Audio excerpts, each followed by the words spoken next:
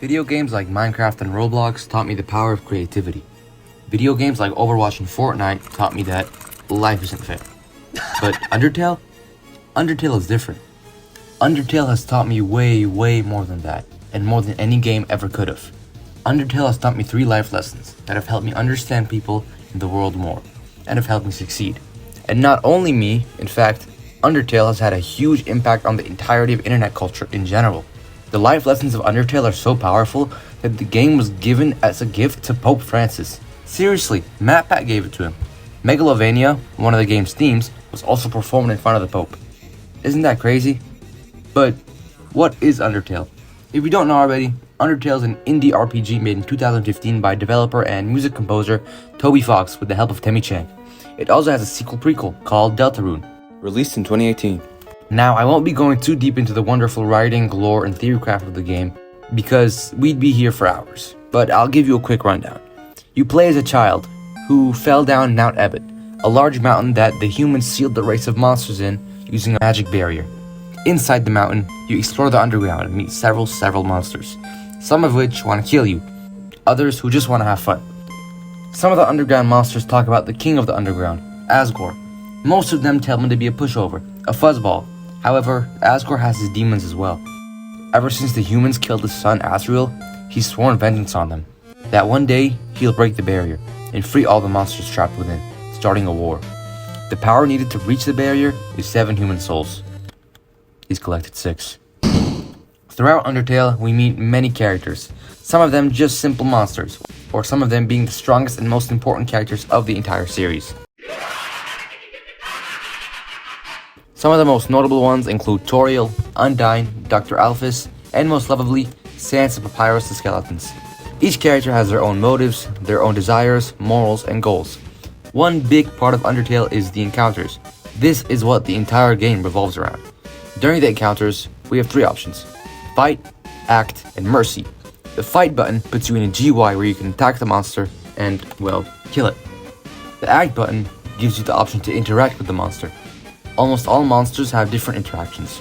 Most of them you can talk to, some you can flex with, and some you can, flirt with. Once you've acted with this monster correctly, the monster will no longer want to fight. This is where the Mercy button comes in. With the Mercy option, we can spare the monster, befriending it. Each monster we kill or befriend has a huge impact on how the game actually plays out. Every small choice matters.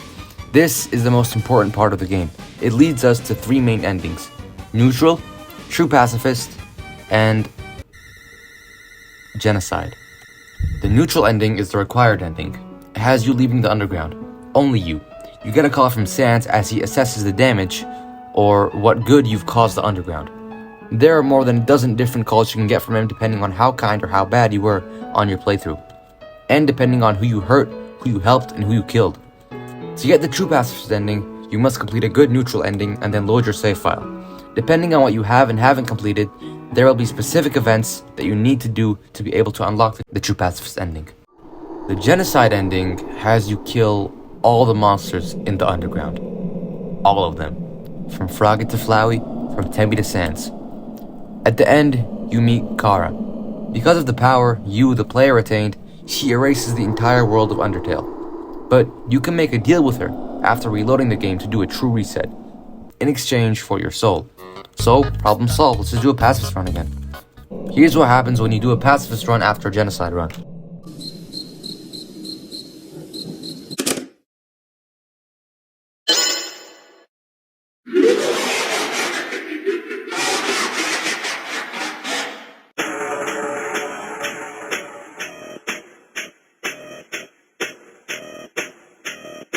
Yeah, the game remembers.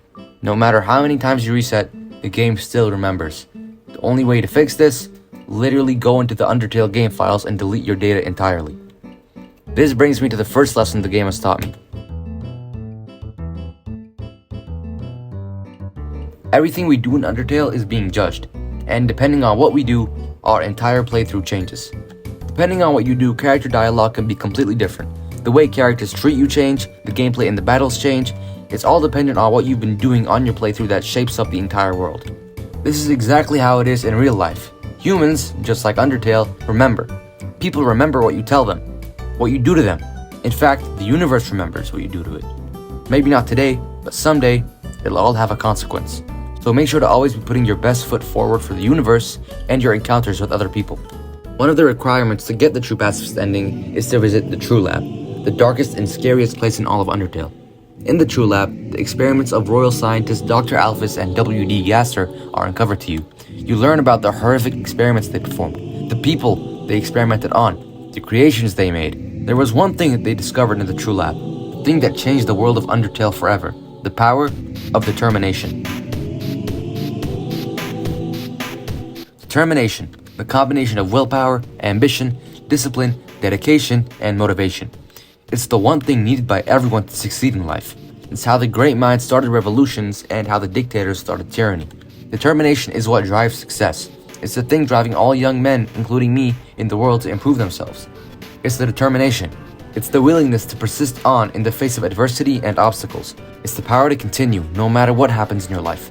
That's how one succeeds and strives, with the power of determination. So, always make sure in every endeavor of life you stay determined. No matter how small, no matter how big.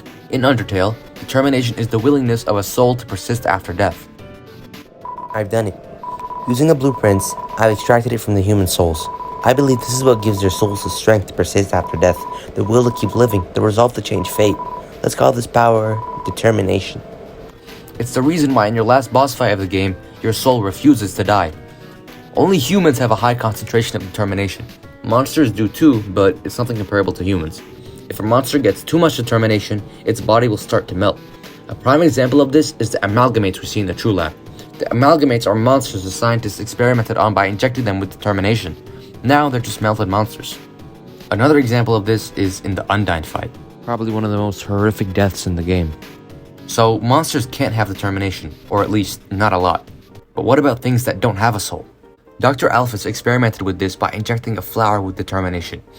Little did he know, the flower he chose was the one that the king's son, Azrael, died on. This is the birth of the game's antagonist, Flowey, a genocidal, emotionless flower, a shell of Azrael.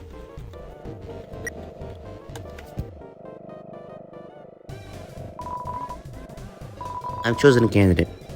I haven't told Asgore yet because I want to surprise him with it. In the center of his garden, there is something special, the first golden flower that grew before all the others. The flower from the outside world. It appeared just before the queen left. I wonder, what happens when something without a soul gains the will to live?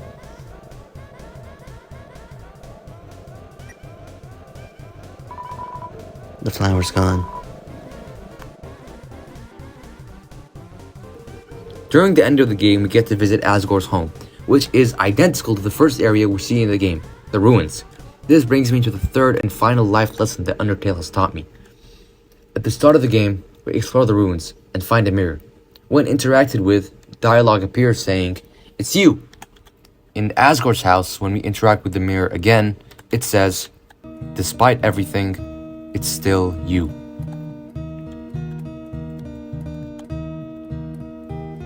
Us, the human, have been put through so much to get to this point. We've been hurt. We've befriended monsters. We've hurt monsters. We've solved puzzles. We've learned about the underground and its history. We've spent hours traversing the underground just to get to this point. And despite everything that's changed, everything that's changing, it's still you. It's still us. People like to let their past experiences talk for them. Some people want to let it define them. But no matter what we've been through, it's still us. We can't let what we were define us. Instead, we need to stay determined. We need to keep pressing forward. Despite everything, it's still you is one of the game's most known quotes because of how hard it hit people in the Undertale community. It was a wake-up call for everyone to accept and acknowledge their experiences, acknowledge what they've been through, and to acknowledge despite everything we've been through, it's still us. Thankfully, during the pacifist ending of the game, we get to see all the monsters leaving the underground and making peace with the humans. I could get into every in-depth detail of Undertale for hours. I could talk about the mastery of the music composition and how it so perfectly uses fear and interest to create such an amazing game. I could talk about the absolutely massive lore of the game, even its sister game Deltarune, which takes place in a parallel universe. In fact, I've learned quite a bit from that game too. So if you're interested to see me talk about it, drop a like on this video and subscribe. I hope you enjoyed.